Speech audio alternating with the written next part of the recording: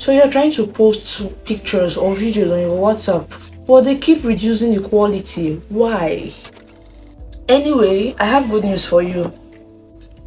I'm going to show you how you can share pictures and videos to your status or probably to your loved ones without it looking compressed and blurry.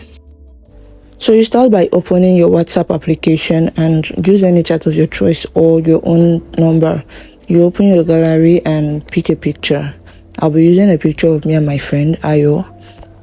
After picking your picture, you see the HD setting. Click on it and you have two options, the standard and the HD quality.